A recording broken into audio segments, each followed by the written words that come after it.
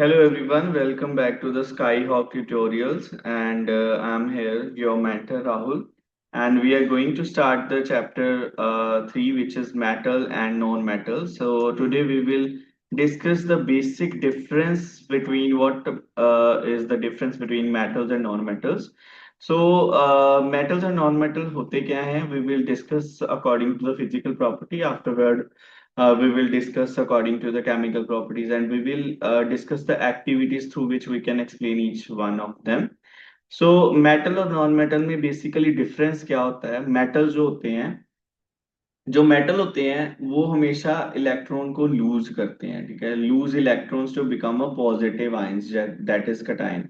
मतलब जो मेटल्स होते हैं वो अपने आयंस को लूज करके कटायन की फॉर्मेशन करते हैं।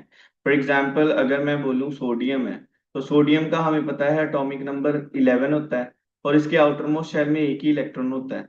तो ये क्या करता है, अपना जो आउटर मोस्ट शेल का एक इलेक्ट्रॉन होता है ये हमेशा किसी ना किसी को डोनेट कर देता है, बिकॉज अपना ऑक्टेट कंप्लीट करना is not possible for it, है ना। तो इसलिए ये कहता है कि चलो किसी और से ज्यादा 7 इलेक्ट्रॉन लेने के बजाय मैं अपना एक इलेक्ट्रॉन जो है मैं उसको दे देता हूँ किसी को। तो ये मोस्टली कोशिश करता है कि ये किसी को अपना जो आउटर मोस्ट शेल का इलेक्ट्रॉन दे दे और जिससे ये पॉजिटिवली चार्ज आयन बन जाता है और इट मीन्स कि ये इलेक्ट्रोपॉजिटिव एलिमेंट बन जाता है और इससे पता चलता है कि ये एक मेटल है, बिकॉज इसका नेचर है डोनेट करने का। ओके। इसके अलावा जो नॉन मेटल्स होती हैं वो मोस्टली गेन करती हैं इलेक्ट्रॉन्स को। जैसे मैं क्लोरीन की बात करता हूँ which is a electronegative element. It means कि क्लोरीन का अगर मैं बताऊं तो जो Z होता है दैट इज एटॉमिक नंबर 17 होता है। और इसके आउटर मोस्ट शेल का मतलब जो बाहर वाला शेल होता है सबसे बाहर, उसमें 7 इलेक्ट्रॉन होते हैं, 1 2 3 4 5 6 एंड 7। तो इसको सिर्फ एक ही इलेक्ट्रॉन चाहिए होता है सो दैट ये अपना जो ऑक्टेट है वो कंप्लीट कर ले। इसलिए ये हाईली इलेक्ट्रोनेगेटिव है, बहुत ज्यादा लालची है, सो दैट इसको कहीं से भी एक इलेक्ट्रॉन मिले और ये अपनी जो है ऑक्टेट को कंप्लीट करे और स्टेबल हो जाए। सारी केमिस्ट्री स्टेबिलिटी पे डिपेंड कर रही है। तो सब स्टेबल होना चाहते हैं, इसने अपना एक इलेक्ट्रॉन दिया इसीलिए क्योंकि ये स्टेबल होना चाहता था। इसने एक इलेक्ट्रॉन लिया क्योंकि ये भी स्टेबल होना चाहता है, सब स्टेबल होना चाहते हैं ना। तो जो इलेक्ट्रॉन्स गेन कर लेते हैं वो नॉन मेटल होते हैं, जो इलेक्ट्रॉन को लूज कर देते हैं वो मेटल्स होते हैं। और जो नॉन मेटल्स होते हैं उनको हम इलेक्ट्रोनेगेटिव एलिमेंट्स भी बोलते हैं, और जो मेटल्स होते हैं उनको हम इलेक्ट्रोपॉजिटिव एलिमेंट्स भी बोलते हैं। जैसे एग्जाम्पल के लिए we have written that sodium magnesium हो गया। ऐसे ही नॉन मेटल में एग्जाम्पल क्लोरीन एंड ऑक्सीजन की होगी। सॉलिड्स जो होते हैं, ये जो मेटल्स होते हैं ये मोस्टली सॉलिड होते हैं रूम टेम्परेचर पे। इसमें एक्सेप्शन है, और एक्सेप्शन आपने हमेशा याद रखनी है कि जो मरकरी होती है ये एक ऐसी मेटल है जो कि लिक्विड फॉर्म में होती है रूम टेम्परेचर पे। इसके अलावा नॉन मेटल्स की बात करूं तो ये तीनों स्टेट्स में एग्जिस्ट करता है, सॉलिड में भी, लिक्विड में भी और गैसियस में। तो सॉलिड में अगर मैं बात करूं तो कार्बन और सल्फर है ना। लिक्विड में ब्रोमीन है। तो दिस इज वेरी इंपॉर्टेंट, आप याद रखो कि नॉन मेटल्स में ब्रोमीन ऐसी नॉन मेटल है जो लिक्विड होती है रूम टेम्परेचर पे, और मेटल्स में मरकरी जो है वो एक रूम टेम्परेचर पे एक ऐसी मेटल है जो कि लिक्विड लिक्विड फॉर्म में होती है। ऐसे गैसियस फॉर्म में क्लोरीन एंड ऑक्सीजन होता है। इसके अलावा लश्यर की मैं बात करूं, लश्यर का मतलब चमक, मेटल्स जो है वो चमकती हैं। नॉन मेटल्स में ऐसी कोई चमक नहीं होती, बट एक एक्सेप्शन है आयोडीन, जो कि एक नॉन मेटल है बट ये चमकती है, ठीक है। इसके अलावा स्ट्रॉन्ग होते हैं, मोस्टली जितने भी मेटल होते हैं स्ट्रॉन्ग होते हैं। बट सोडियम और पोटाशियम बड़े ज्यादा सॉफ्ट होते हैं, और इतने सॉफ्ट होते हैं कि इसको हम नाइफ के साथ कट कर सकते हैं। इसके अलावा अगर मैं नॉन मेटल्स की बात करता हूँ तो वो ब्रिटल होते हैं, तीखे होते हैं। उसके अलावा मेटल्स जो होती हैं वो हार्ड होती हैं, ठीक है। जैसे कि सोडियम और पोटाशियम, मैंने पहले बताया कि इसको इजीली हम कर सकते हैं नाइफ से, इतने ज्यादा सॉफ्ट होते हैं। इसके अलावा नॉन मेटल जो होती हैं वो सॉफ्ट ही होती हैं, बस एक इनकी फॉर्म में डायमंड एक ऐसी फॉर्म है जो कि हार्ड सब्सटेंस है, जो कि एक नॉन मेटल है बट फिर भी ये हार्ड होता है। तो प्लीज रिमेम्बर कि आपने एक्सेप्शंस जो हैं वो याद रखनी है, क्योंकि एक्सेप्शन से क्वेश्चन बन जाते हैं।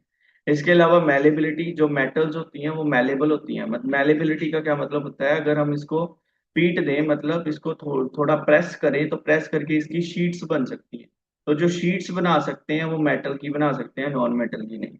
You can't make the sheets of carbon, है ना, कार्बन की शीट थोड़ा ना बना लोगे, सल्फर की थोड़ा ना बना लोगे शीट। तो दिस इज नॉट पॉसिबल।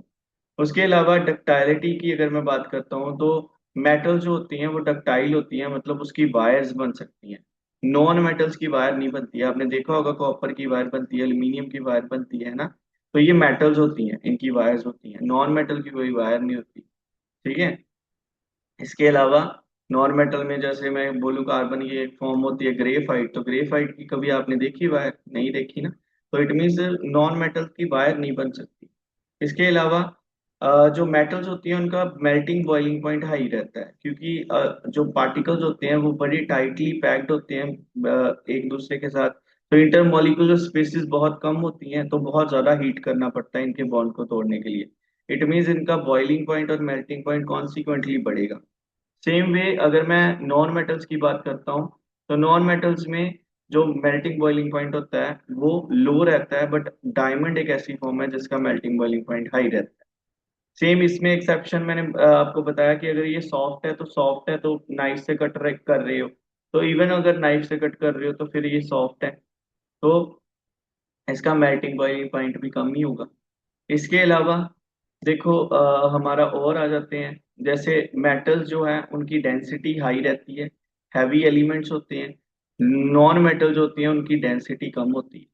ठीक है। मेटल्स जो होती हैं वो good conductor of heat and electricity होती हैं, बट इसमें एक एक्सेप्शन है, एक लेड होता है जो कि पुअर कंडक्टर होता है हीट का।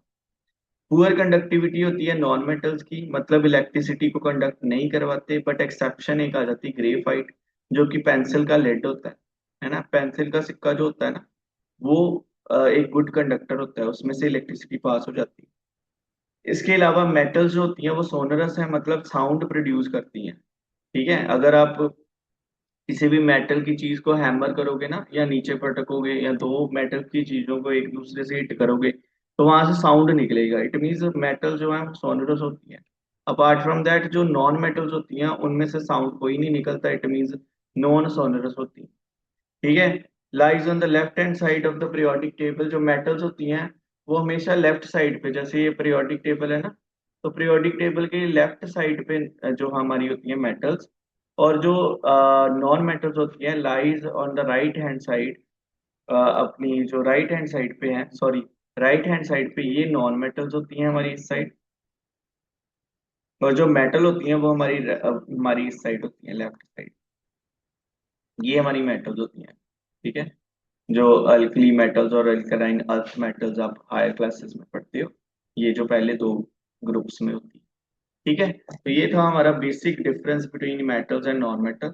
इससे आगे we will discuss in the next video. Thank you.